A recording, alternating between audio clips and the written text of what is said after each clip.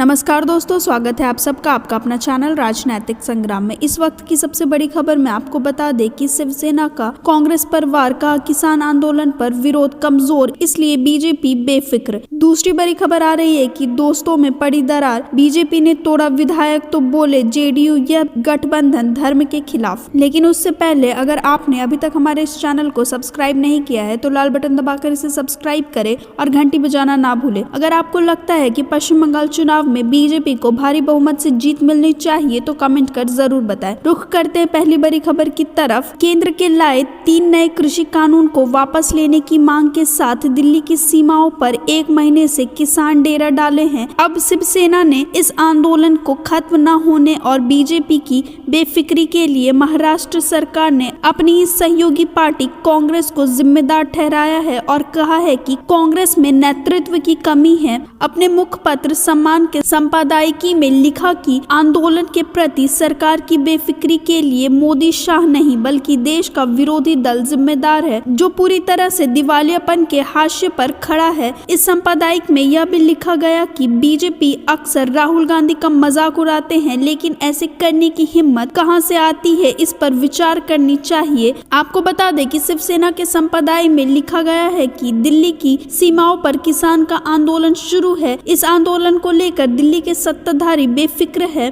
सरकार की इस बेफिक्री का कारण देश का बिखरा हुआ और कमजोर विरोधी दल है। फिलहाल लोकतंत्र का जो अधोपतन शुरू है उसके लिए भारतीय जनता पार्टी या मोदी शाह की सरकार जिम्मेदार नहीं है बल्कि विरोधी दल सबसे ज्यादा जिम्मेदार है। वर्तमान स्थिति में सरकार को दोष देने की बजाय विरोधियों को आत्मचिंतन करने की आवश्यकता है। विरोधी दल के लिए एक सर्वमान्य नेतृत्व की आवश्यकता होती है। इस मामले में देश का विरोधी दल पूरी तरह से दिवालियापन के हाशिए पे खड़ा है। रुख करते हैं दूसरी बड़ी खबर की तरफ, जहां अरुणाचल प्रदेश में जनता दल जेडीयू के 6 विधायक भाजपा में शामिल होने के बाद दोनों पार्टियों के रिश्तों पर फिलहाल कोई असर तो नहीं पड़ा है, पर भाजपा के इस कदम ने गठबंधन में अविश्वास की नींव डाल दी है। जेडीयू महासचिव केसी त्यागी कहते हैं कि यह गठबंधन धर्म के भावना के खिलाफ है। जेडीयू के लिए यह बात समझ से परे है कि बिहार में गठबंधन के बावजूद भाजपा ने यह फैसला क्यों किया।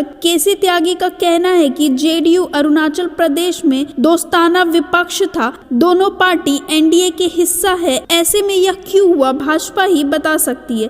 दरअसल आपको बता दें कि पूर्वोत्तर में भाजपा लगातार खुद को मजबूत करने की कोशिश कर रही है। असम के बोडोलैंड क्षेत्र के परिषद चुनाव में भाजपा ने सहयोगी बोडो पीपल्स फ्रंट का साथ छोड़कर यूनाइटेड पीपल पार्टी लिबरल और गण सुरक्षा पार्टी के साथ हाथ मिला लिया था। भाजपा की कोशिश खुद को और भी ज्यादा मजबूत करनी है। इसके साथ यह भी तर्क दिया जा रहा है कि जेडीयू और भाजपा के बीच गठबंधन सिर्फ बिहार तक सीमित है। वर्ष 2019 के अरुणाचल प्रदेश विधानसभा चुनाव में जेडीयू 15 सीट पर चुनाव लड़ी थी और 7 सीट जीतकर सभी को चौंका दिया था। जेडीयू प्रदेश में मुख्य विपक्ष दल था क्योंकि कांग्रेस और एनसीपी को सिर्फ 4 सीट हासिल हुई थी। राजनीतिक जानकार मानते हैं कि बिहार में दोनों पार्टियों के रिश्ते पर इसका कोई असर नहीं होगा क्योंकि बिहार की स्थिति अलग है, पर दूसरे राज्यों में भाजपा को छोटे दल के साथ गठबंधन पर इसका असर पड़ सकता है क्योंकि अभी तक भाजपा विपक्षी पार्टी के विधायकों को तोड़कर अपने साथ मिला रही है। यह पहला मौका है जब भाजपा ने सहयोगी दल के विधायक शामिल कर लिया है। धन्यवाद। आप देख रहे थे आपका अपना चैनल राजनीतिक